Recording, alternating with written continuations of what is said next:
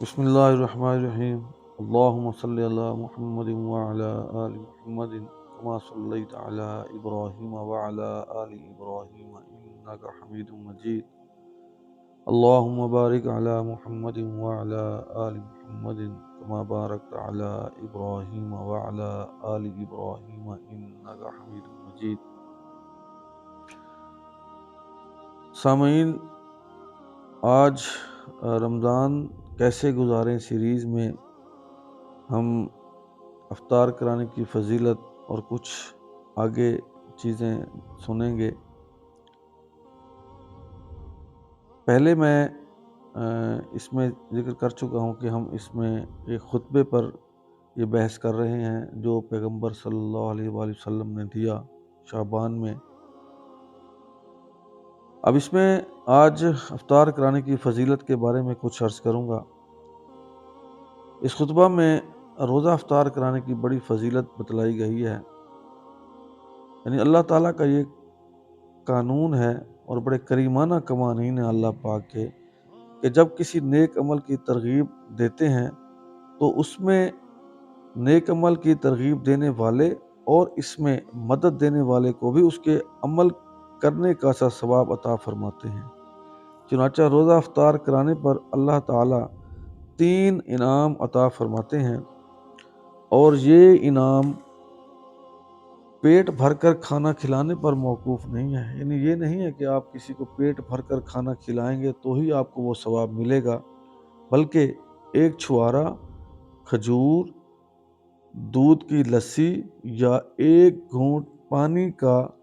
پلا دیں کسی کو اور یہ آپ کروا دیں، اس سے آپ افطار کروا دیں تو اللہ پاک ان اعمال پر بھی یہ انعام عطا فرماتے ہیں۔ وہ انعام کون سے ہیں؟ سب سے پہلا انعام ہے گناہوں کی مغفرت، اللہ پاک آپ کے گناہ معاف فرما دیتے ہیں۔ دوسرا انعام آتش دوزخ سے نجات، اور تیسرا انعام جس شخص نے کسی روزہ دار کا روزہ افطار کرایا تو افطار کرانے والے کو اس روزہ دار کے برابر ثواب ملتا ہے، اس طرح سے کہ روزہ دار کے ثواب میں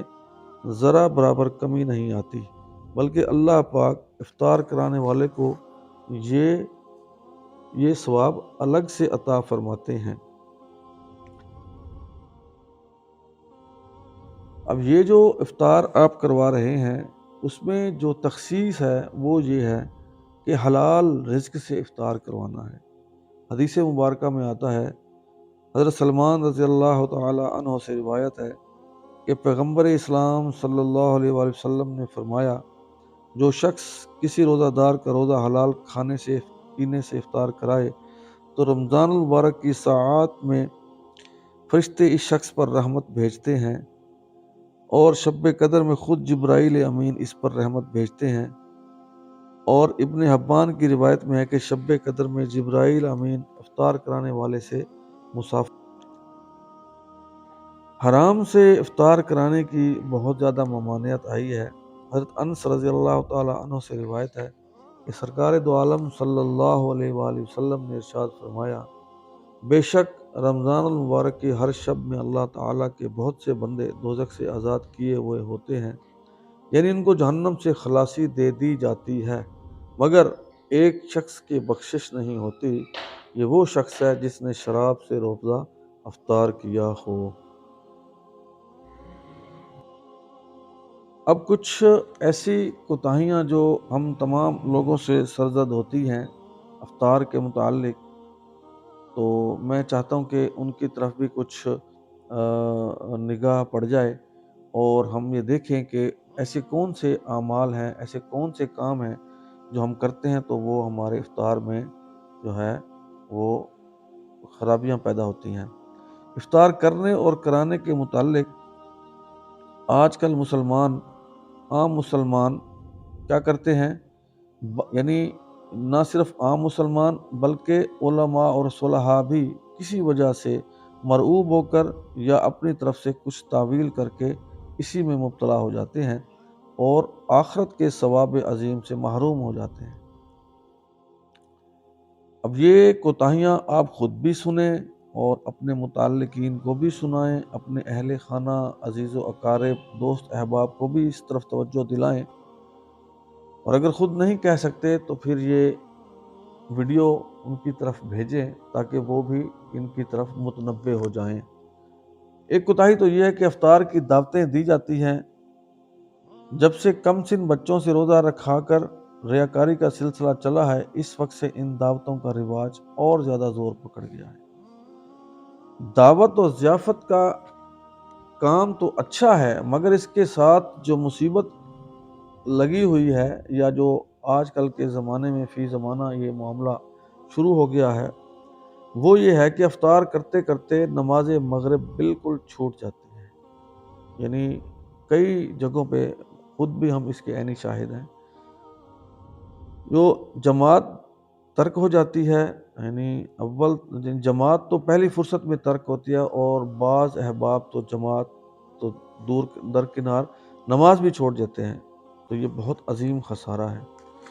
اگر دعوت نہ ہوتی تو مغرب کی نماز جماعت کے ساتھ مسجد میں پڑھتے اور 27 نمازوں کا ثواب پاتے، مگر دعوت نے یہ سب ثواب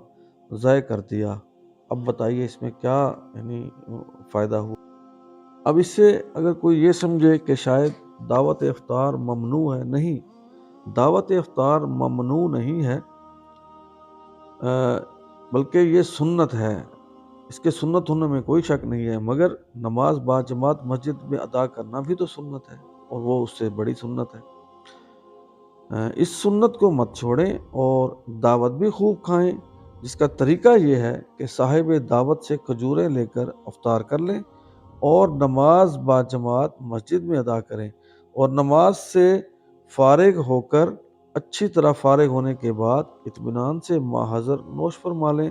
اس میں دنیا اور آخرت دونوں کا نفع ہے۔ بعض حضرات افطار تو مسجد میں کرتے ہیں، نماز بھی جماعت سے پڑھ لیتے ہیں، مگر یہ لوگ دوسری قسم کی کوتاہی میں مبتلا ہو جاتے ہیں۔ وہ مسجد کے آداب کا خیال نہ رکھنا ہے، مثلا کھجوریں وغیرہ کھا کر ان کی گٹلیاں مسجد میں ہی ڈال دیتے ہیں۔ بعض دفعہ مسجد کی دریوں اور صفوں پر پڑی